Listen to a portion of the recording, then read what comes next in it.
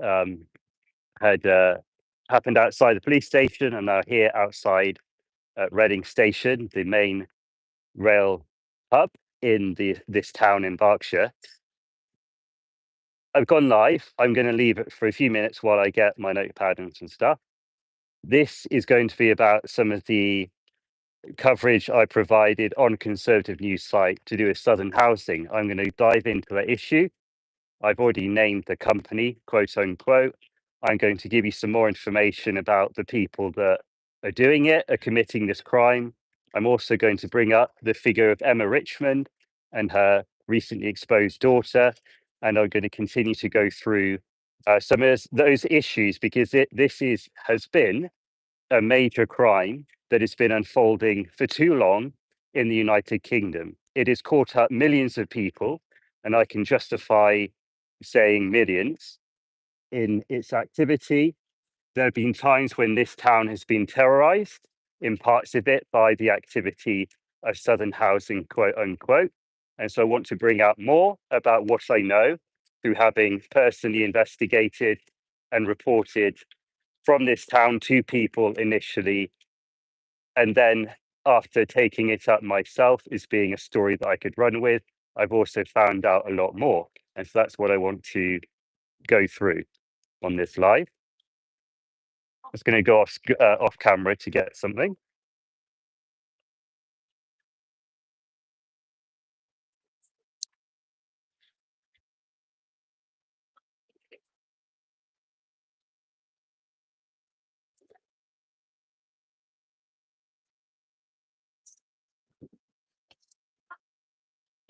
If you want to put some questions in the comments, I can see the comment stream at the bottom of my screen. If you want to type out a question and click send or post, and I'll read it if I catch it as it's going through. And I could try to answer it if I know the answer to it. The reason for these lives is to try to update you as stuff is happening. I'm posting on conservativenewssite.com pretty much every day. And recently, a lot of it has been about Southern housing. I've put photographs of actual suspects as I found them. One in Cardiff, the manager, quote unquote, a criminal manager who has done a lot to offend people and to also take money and property repeatedly off some people. Some people have lost their property repeatedly. And that's something I've come to find again and again, is that people have had to regain their property a number of times, 2 or 3 times for some people.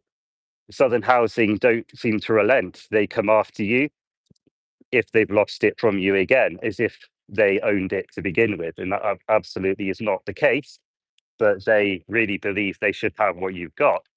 How on earth thousands of people could even begin a crime such as this and carry it on for so long is a question that needs to be answered by somebody in a greater position of authority, by somebody with power, because it is a real concern. The amount of house building in the UK fits its type of development. It fits the infrastructure we've got. It's a normal thing to build houses. If it weren't happening, if people were not building houses, if this phenomenon of housing estates popping up here, there, and everywhere, if new neighborhoods being created weren't underway, we'd be questioning why. It fits the character of the UK.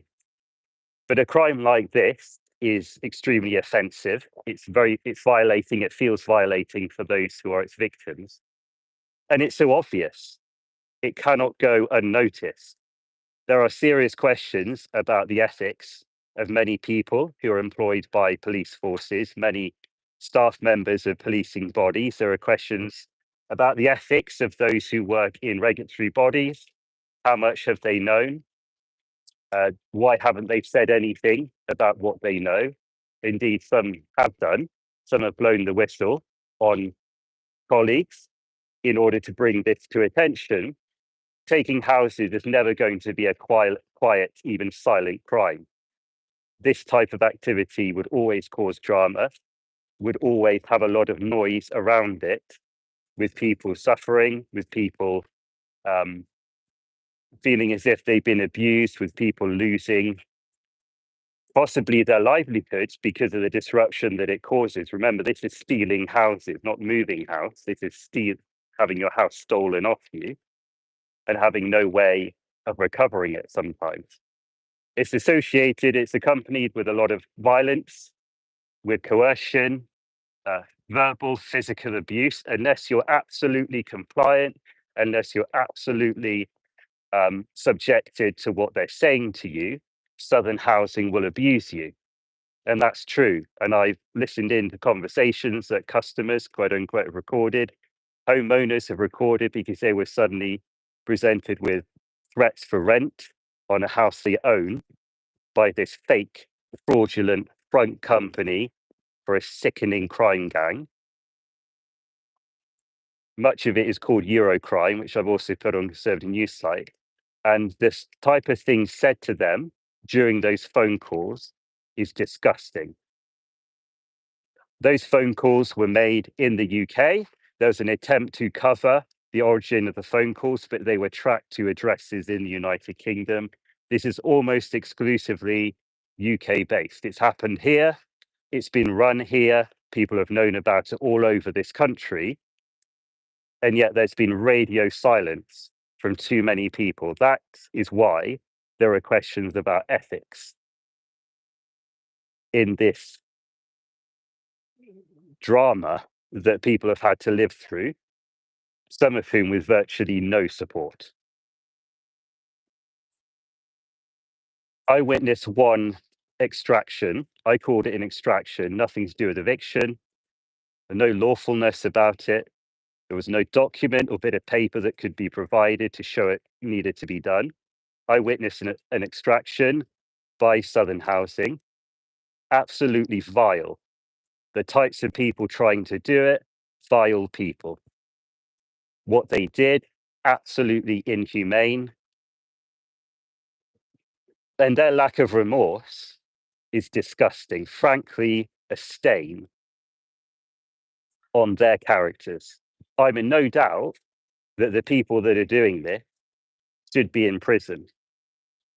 I can't call for it. It's not my place. It's not my job. I don't have the title to do that, but they should absolutely be in prison. There is no doubt. The reason why millions of people are caught up in this is because of the problematic way that Southern Housing have carried this crime out. It's very complicated. It actually involves satellite technology to support these managers who move around the country, trying to regain homes that have been taken back by homeowners, trying to crack open, as I heard one of them say, new houses that have recently been purchased by the owners of them, by the householders. That makes it very complicated. Also, the involvement of policing staff. I don't want to say police officers because I know that policing today is not that simple. There are lots of other staff involved in keeping our law enforcement going, but there's too many policing staff that have no ethical principles in their heads at all. And it's impossible to talk to them, have a conversation with them, because they have no problem with it happening. Frankly, they have no problem with it happening. And these are houses, not necessarily University Place or something somebody got out of a shop or online. This is somebody's home.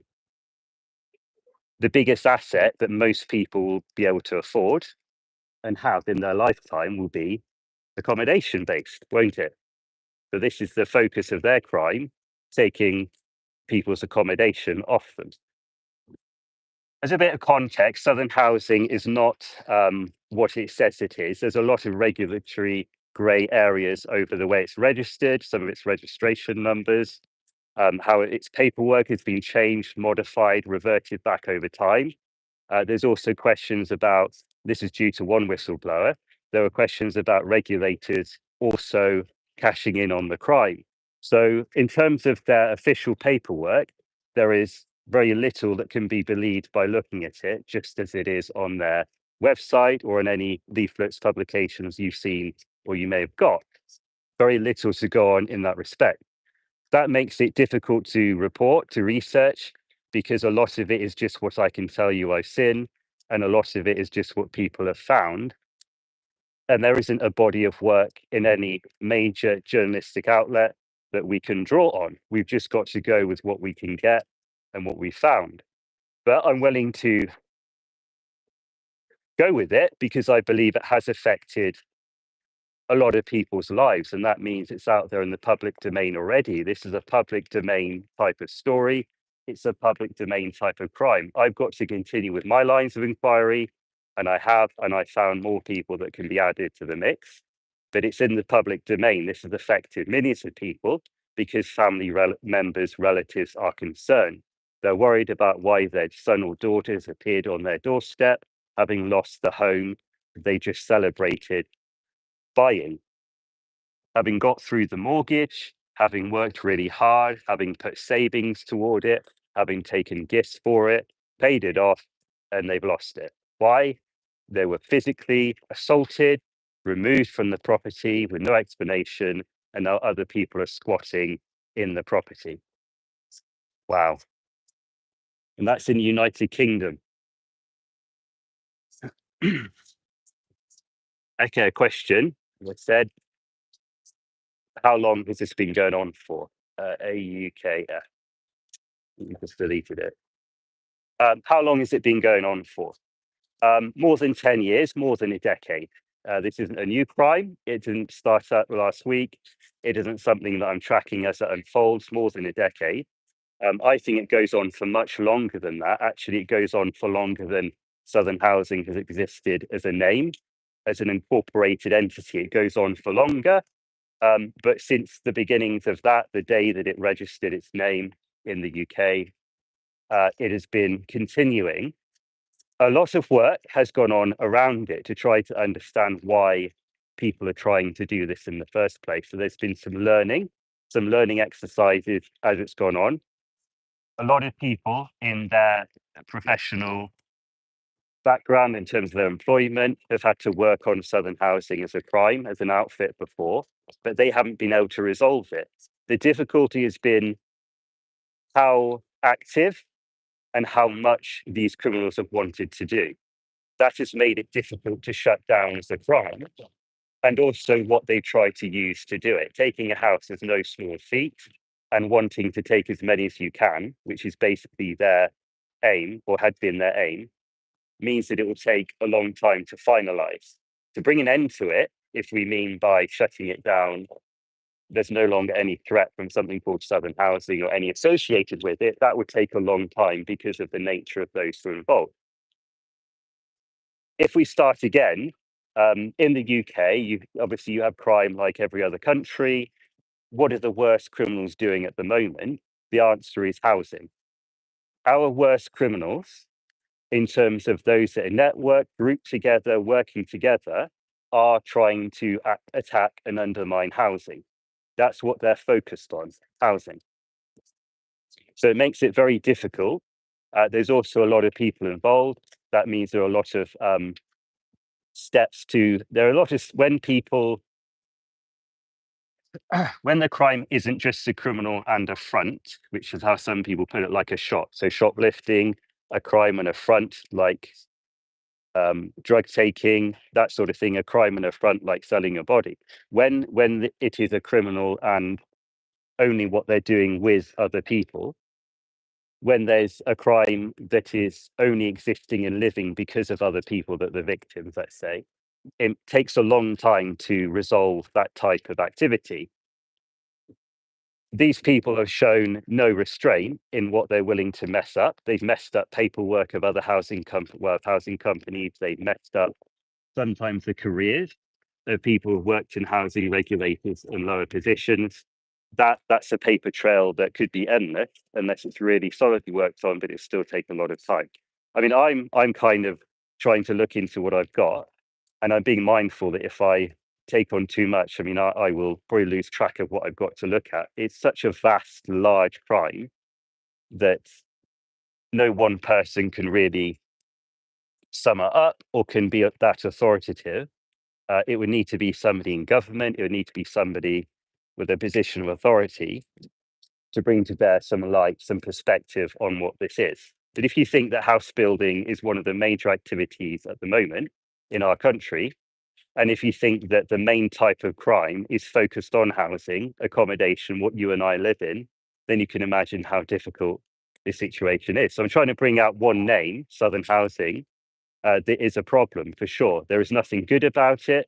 People have tried to infiltrate it. They've tried to turn it to doing the right thing. They found that impossible. They haven't been able to do it. It is that thickly set as a criminal activity.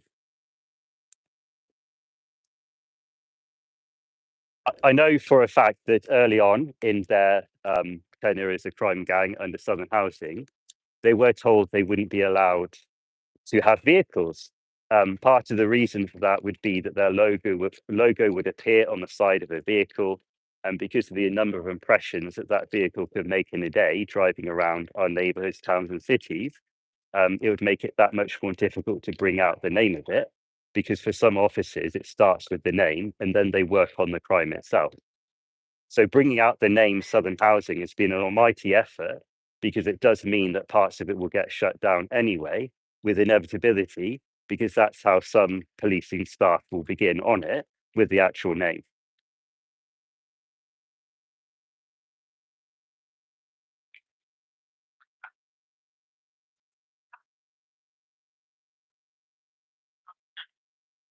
One of the major features or aspects of English life is housing. A major thing that we invest in, and also that we know as children, is that living somewhere is very important. I mean, activism to do with homelessness is actually something that riffs off the importance of housing. Housing has a vital place, always has done, in our country's history. I was told by somebody that studies labour movements of the in the past of in our past, that for workers, the main reason why they did what they did, worked in factories, stuck with it, even though some of them weren't getting any pay or they were on low pay. The reason why they stuck with it is because they wanted to see more housing. They wanted to see better housing in this country. So this is going back, over 100 years. The reason why they kept on with it, conditions were poor, people were sickly, families were being abused and messed around.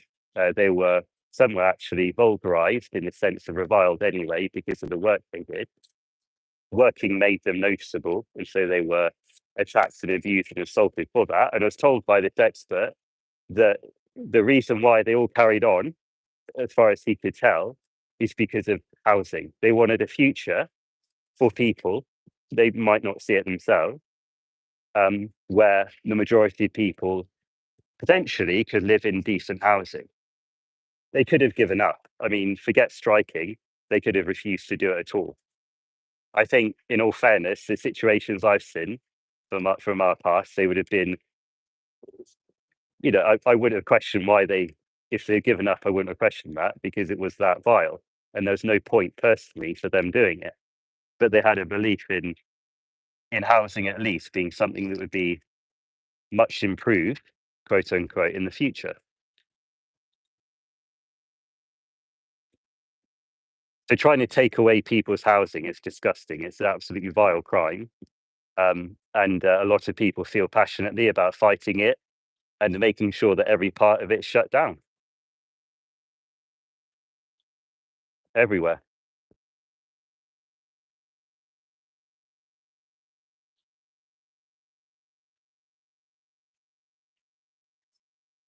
So Southern Housing, as it is, has tried again and again, as I heard one of them say, to break or crack Reading. So they wanted Reading to be an easy place to get more housing.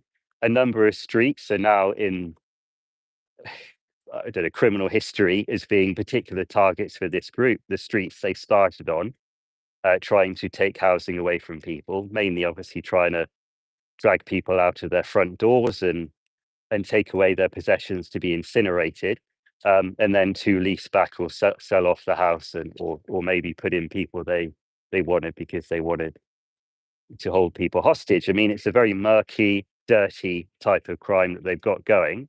But that is factually true in this town in Reading, that they attempted to do that as well. Individual house owners, individuals were also attacked by this group. They're demented, but they can also be triggered, and they were angered by certain individuals who are trying to tip off enforcement about law enforcement about what they were doing, and they tried to attack those single house owners as well. So they've also incited trauma here. Um, a number of times, local people not directly involved felt panic and anxiety that they were coming back to try again, to break or crack Reading, as they said. There's a pub just here by the rail station, and one of the occasions in which I overheard their conversations in this pub, there are three of them. They were drinking in this pub, and they were discussing what they were trying to do in Reading. And fortuitously, they were finding it difficult. One of them said, "This is so tough here." That meant that people were pressing back on them and trying to stop them from doing it. So that is a community fighting back against crime. It did happen here, and they've continued to struggle.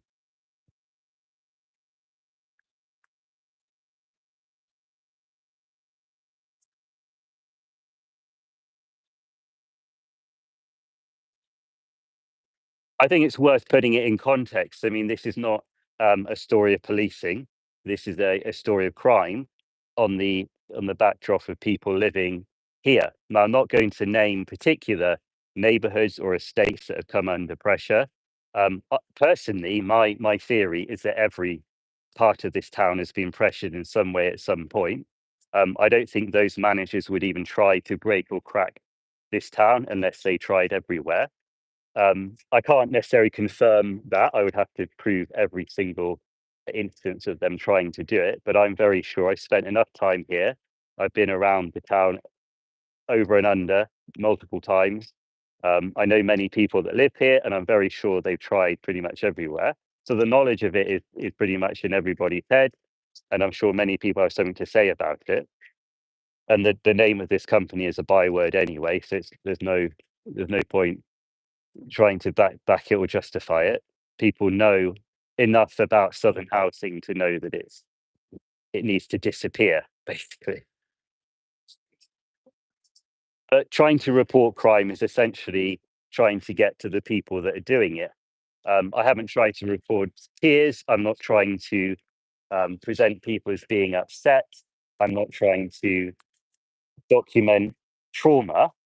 I'm trying to get to the people because I know that essentially the bare bones of it is people trying to unlawfully get stuff off other people, often in violent ways, using methods that are unconscionable for most of us.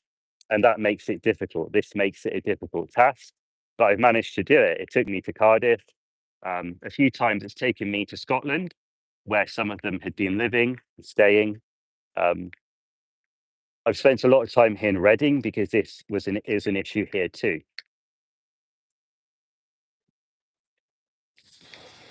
At the centre of this is somebody called Emma Richmond. It's been very difficult to try to bring her out of it because it's not often thought that somebody female would be at the centre of a criminal activity, especially to do with housing. Housing is important to men and women, but I think particularly women's campaign groups are very focused on housing, and it wouldn't be thinkable that somebody female, as I was told, would be behind a large crime like this. But she is. She is basically the linchpin for Southern housing's crime. When it's a crime gang, they're not going to tell you who's who. They're not going to tell you what it is. You'd have to pay a high price to find out anything like that. But some of us are more coy and are much more curious than they imagine. So we've worked on it behind our scenes and theirs, and we've tried to bring out some of the facts. And I believe that Emma Richmond, as I've posted on Conservative News site and also a recent photograph of her, I believe she is behind basically what this crime is. I think in the UK, some crimes just set up, they start off, and then somebody comes to epitomize what it is. They want a leader, they want somebody to shape and frame what they're doing, to give some basis for it. because it can get difficult for them. There's a lot of resistance, there's a lot of pushback on any type of crime. They struck lucky a number of times and they were able to continue with it. I don't think they were too aware of how rapidly they were spreading out and expanding their enterprise, but it certainly began to encompass a number of counties and then also further afield. But Emma Richmond, as an individual, is basically the linchpin of their activity. A lot of her time has been taken up trying to work out how to keep this going. She's provided a lot of support in terms of planning for those managers who are trying to run this as part of Eurocrime. She's given a lot of support in terms of um, how they can keep themselves safe, how they can keep connected with each other, and also who they need to know in order to strengthen their activity. Crimes getting stronger is something that we're not necessarily aware of, I think, and also we're not able to deal with as effectively as a normal, straightforward type of activity. Crimes that get stronger as those involved try to dig in their heels and keep going with it. That is something that we don't necessarily expect.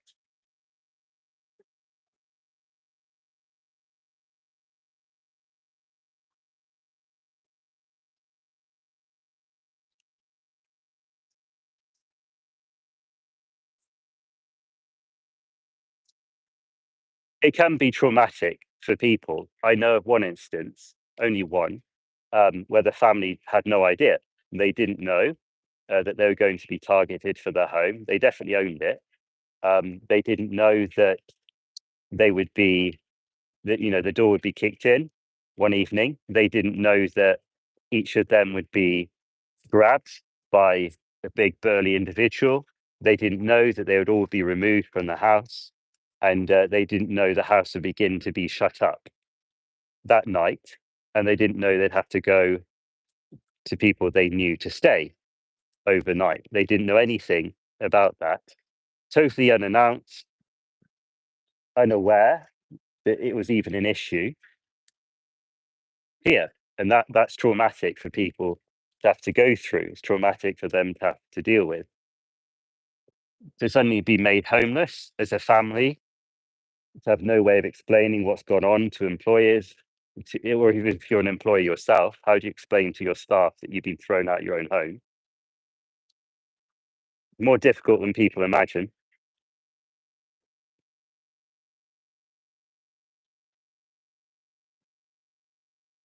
I would say that the main characteristic of Southern housing's crime is brute force, the use of brute force.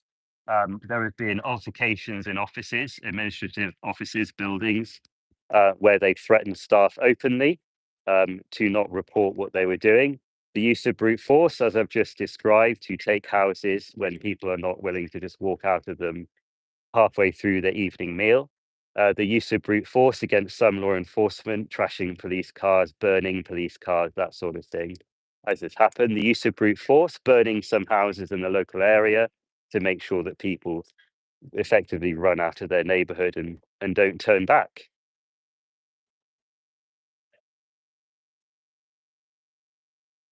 And the use of any type of force on anybody who is skilled enough and professional enough and senior enough to shut it down, as we've seen.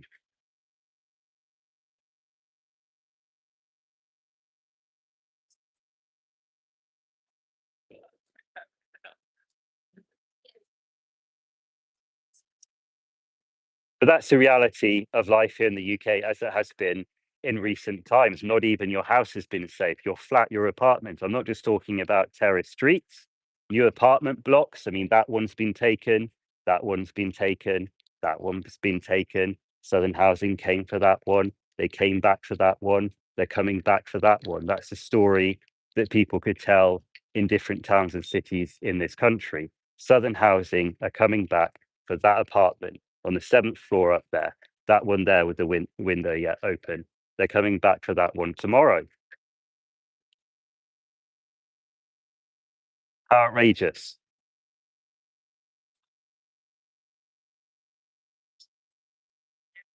This is why we need people to work in law enforcement. This is why we need them to keep going. We need policing to be 24/7, and we need it to be funded and strengthened because people are willing to take your very property. Not about scratching a car or trying to irritate you by playing music loudly. They want the property that you're living in. There's no criteria, there's no demographic. I mean, the stats could be presented, but it wouldn't be informative. There's really no pattern or rhyme to their crime. Sometimes they turned up in a town or city because they had other work, you can imagine, and they decided on the spot they would try to take some properties where they had where they were. So they decided at random where to do some of it. And because crime has to spread from where it starts, it then pushed out into other places, suburbs, and it would continue on. But sometimes the beginnings of it were just random. Who would be affected? I don't know. I don't think it's racist in nature, but people of different skin colors are being caught up. I don't think it's just about those in affordable accommodation. People in very expensive houses have been caught up. I mean, it is the nature of how they try to do it. I think that also makes it difficult to stop as well, to shut something down that's as random and as eccentric as that type of activity. I mean, it would take a lot, wouldn't it? A lot of effort, a lot of people working on it, a lot of overtime, that sort of thing.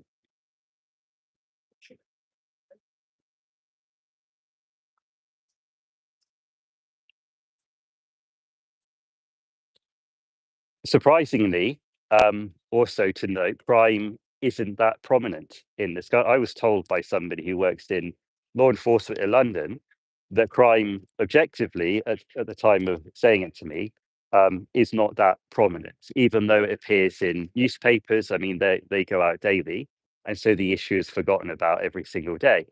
Crime has not been as prominent as people believe. I think policy has been more prominent. Foreign affairs has been more prominent.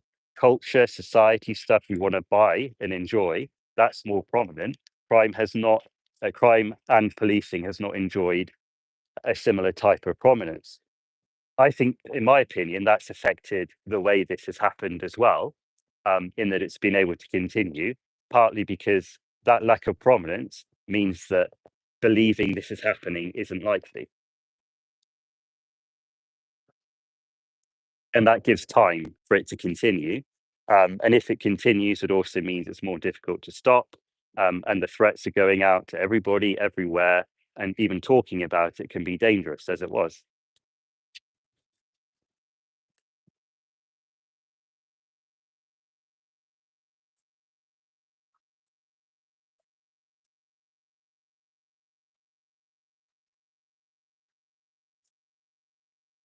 But this isn't something that has to be a chapter in somebody's manifesto. It doesn't need to be on somebody's blog necessarily to wrap it up or tie it up with a ribbon.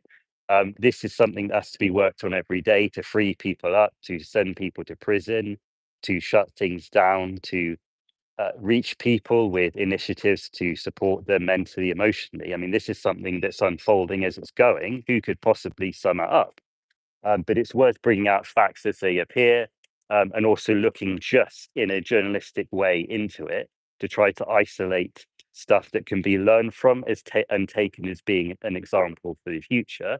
I don't think this type of crime is going to occur again on this scale in our lifetime, but people will try it again. They won't get this far. It won't be this expansive. It won't be this pervasive in the population in general, but they will try this again. So it's worth having stuff already, banked as being archived in terms of material that people can look at and learn from, so that they can get on and deal with it, because that's how it's done. It's not sheer force that's used, it's an intelligent use of force, which is what the police have got. Brute force is on the side of the crime, policing force, intelligent use of force is on the side of police forces. But that can only be done if there is evidence already, if there's a body of knowledge that's been built up, if there's a reason in somebody's head for doing it, because they know that it's possible, they know it can be done in a legitimate way, and they know that the outcomes can be secured.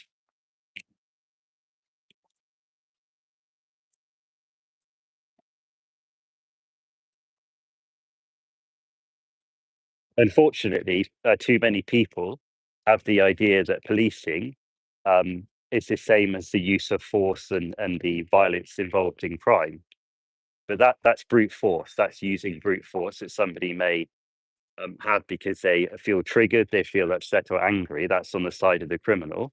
Policing can only proceed with some reasons, with principles in mind and likely outcomes. If they don't think they're going to be able to do it, if they don't think the outcome will be that people get their houses back, there's no point getting in danger or being involved.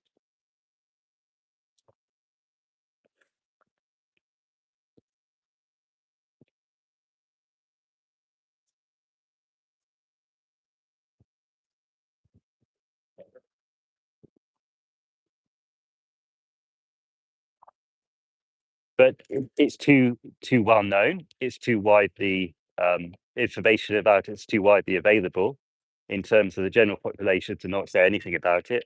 I'm not striking out with something new to say in doing this, but um, I think it's worth trying to, if you're involved in journalism, if that's your job, it's worth trying to follow some of these types of stories because they are affecting different types of people from different walks of life. Sometimes, there are some boardrooms where people will have had an attempt on their house. There are some universities where students will know of what it's like to live in a house that people are trying to steal. There are some police officers who know what it's like to have to fight somebody off from trying to invade their own home.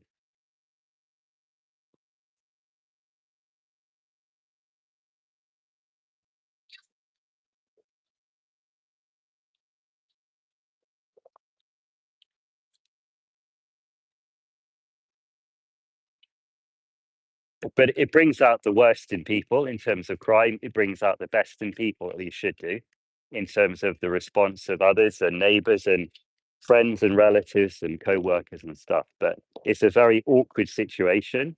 It's something that raises tensions, and it's something that needs to be resolved properly. Any attempt to resolve it that is haphazard, meaningless, or aimless doesn't work at all, and it can actually draw more people into the conflict as it is.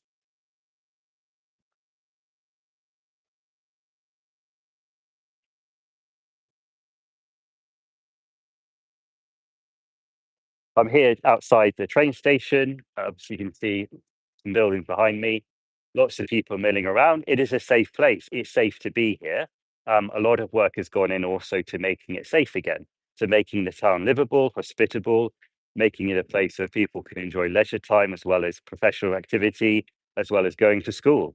I mean, where this type of activity is happening, it can destabilize certain aspects of local security arrangements. So those need to be put back in place. People need to be reassured so that much of the life of the town, the locality can come back into play. And that's important. That's what it's for, so that people can get on with their life. But there will still be individuals, there'll still be actors, miscreants, criminals that are trying to continue. One thing I've learned by looking at Southern housing is that criminals sometimes don't stop and they don't want to. And as soon as they get away from you, they're trying to do it again.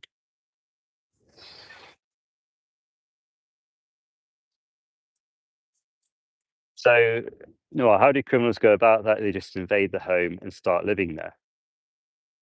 It can be a number of things. In one instance, a couple that owns their apartment, they received these letters unannounced that they had to pay rent, and there was some rent they hadn't paid yet. They had no agreement in place to rent the property they own. They received the letters. One of the couple noticed somebody loitering outside the apartment on one occasion. It was the only time they did it, so they were lucky to see them. One of the couple were approached in this street near to the property, near to the address, and threatened. Unfortunately, well, kind of unfortunately, their family were visiting one day, and that happened to be a day they were going to be targeted again. And so there was an altercation, people were shouting at them, seeing if shouting at them would get them to move on.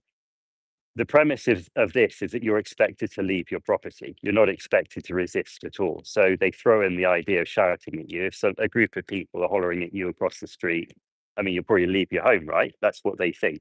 In their head, they're thinking you're just going to go anyway. Why are you staying? So they sent a gang to shout at them, but they didn't leave. One morning, they found their car had been kicked in, not completely trashed or crushed, but had been kicked in. That was supposed to make them leave. They were supposed to be gone after seeing that. They hadn't gone.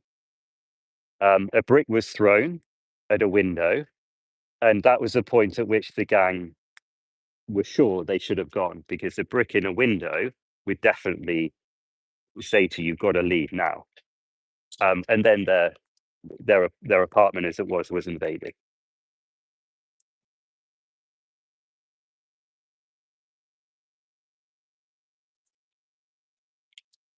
I mean, their behaviour is completely off the wall. Um, there's something in their mentality that, and this happened every time I witnessed it, that is very total. In that, once they've done something against you, they believe you should have gone. That should have been enough for you to get the hint, and you should leave. And the more times they have to come back, the angrier they get, and the more extreme their verbal abuse can be. But this is part of their criminal activity. If they've been successful in the past with other properties, they believe they've now reached a stage where they can just tell people to sod off, or to go. Excuse my language, that's an offensive term. I must have heard them say it. They can tell people to leave or f off, and people do have to go because they're that successful in doing it. They believe also that they can achieve a level of preeminence where they say things and it's done. So some gangs feel emboldened, and the what they expect then is that people do what they say.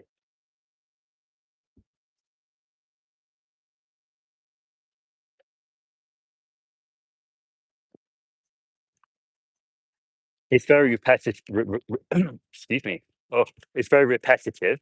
I actually talked to somebody at length about this, and some of it's coming out now for the first time since saying it. Um, their activity is very repetitive. It's very simple, very brutish. I use the term brute force because that is what it looks like. They're doing the same thing with people over and over again. You can imagine what type of character that is.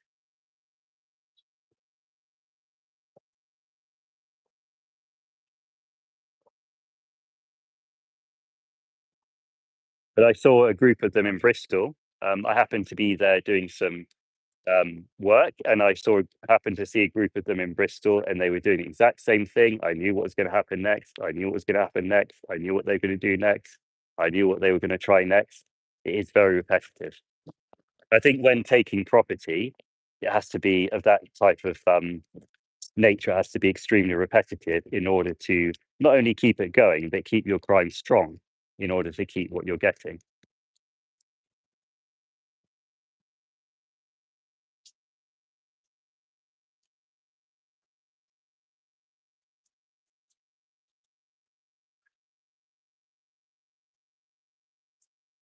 See if I've made any notes.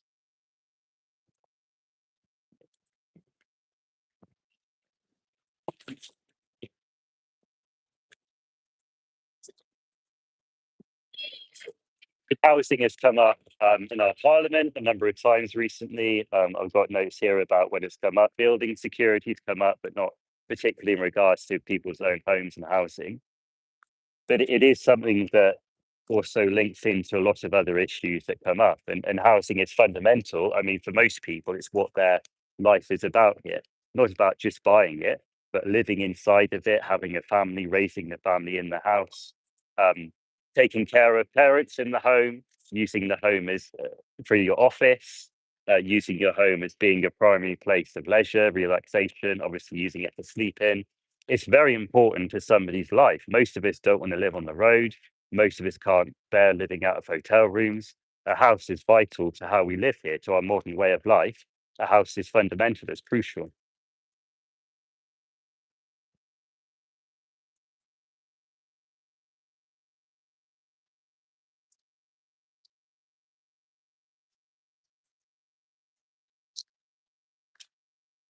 But the type of criminals that are doing this are not plain. They may be simple, but they're not plain.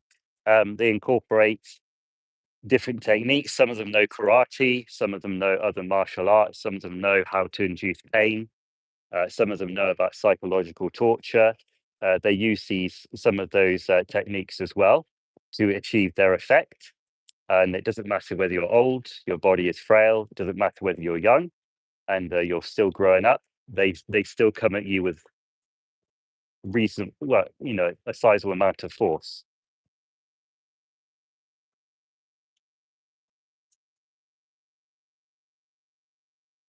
That's it, Noah. Yeah, keep spreading awareness and stay safe. I mean, there are so many people that have a relevant job that are concerned, and now that things are being freed up, they're able to work harder on it. It is a case of being aware. Somebody might not know. There might be a new gang starting up. Who knows? But staying safe is vital, and we need to keep going. A country can't stop and start, stop and start. Even locations, regions, counties can't stop and start, stop and start. People have got to keep going. That's the future that we're working for. That's the future that we're living for, and people have to keep working on it.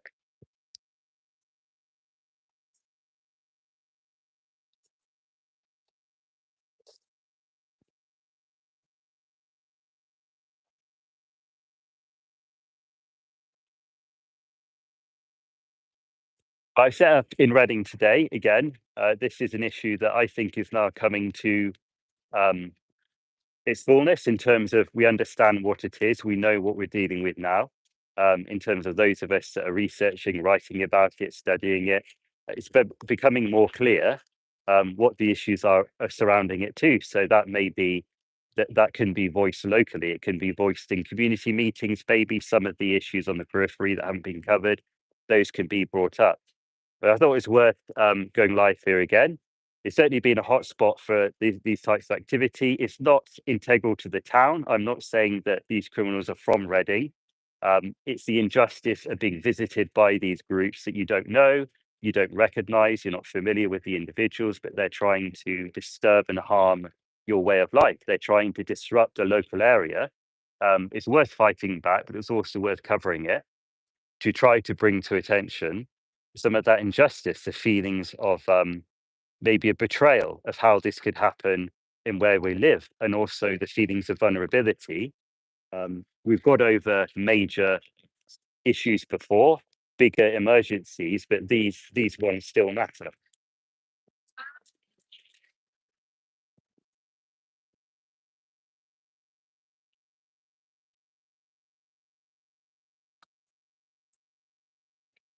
So I'm gonna sign off now. I'm gonna end this live stream here on YouTube, but it will pop up again.